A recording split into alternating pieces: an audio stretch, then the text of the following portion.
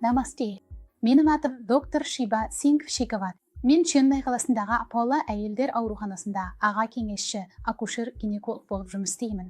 Бүгін перименопауза және оны басқару стратегиясы туралы әңгімелесейік. Перименопауза бұл менопаузадан бұрын болатын өтпелі кезең, ол әр әйелде 1-2 жылдан 5-7 жылға дейін созылуы мүмкін. Кейбір адамдарда гормоналды өзгерістерге байланысты көңіл-күйдің күрт ауысуы байқалуы мүмкін. Ыстық басу, қызулау белгілері пайда болып қайтадан жоғалуы мүмкін. Әйелдерде зәл шығару жолдарының инфекцияларда болуы мүмкін. Сонымен қатар гормоналды бұзылыстар, жаңадан анықталған қалқанша безінің мәселелері және салмақ қосу осы кезеңде көпшілікті алаңдататын тағы бір мәселе.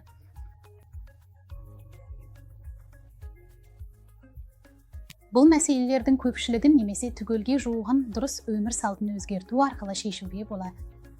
Өмір салтын өзгерту дегенде ең алдымен дұрыс тамақтануды айтамын. Сондықтан теңгерімді, құнарлы, пайдалы тамақтану маңызды, бірақ одан да маңыздысы кейбір тағамдарды. Мысалы, өңделген өнімдерді, тым майлы тағамдарды, құрамды тағамдарды жемейін.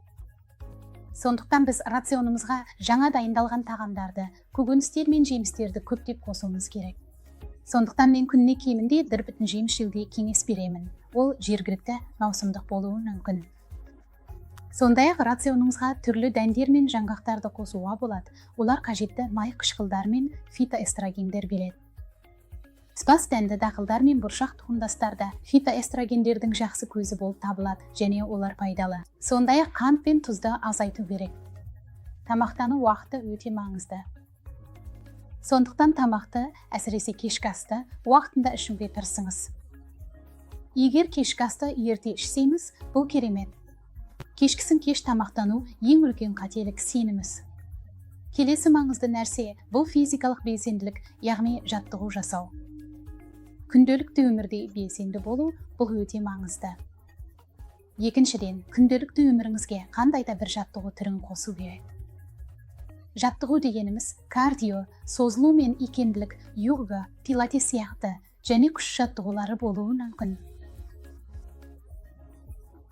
Залда кішкентай гантельдерді көтеру өте пайдалы, әсіресе перименопауза мен менопауза кезінде бұлшықет массасын сақтауға, сүйек минералды тығыздығын ұстап тұруға көмектеседі. Үшінші маңызды нәрсе дұрыс күн тәртібін сақтау, уақытында ұйықтау, өзімізге 6-8 сағат сапалы түнгі ұйқы беру, кек күндізгі ұйқымен шектелмеу. Осыған қоса, егер біз тамақтануымыздан өмірімізден келетін күйзеліс қаупін азайтатын басқару стратегияларын енгізе алсақ, бұл өте жақсы болар еді.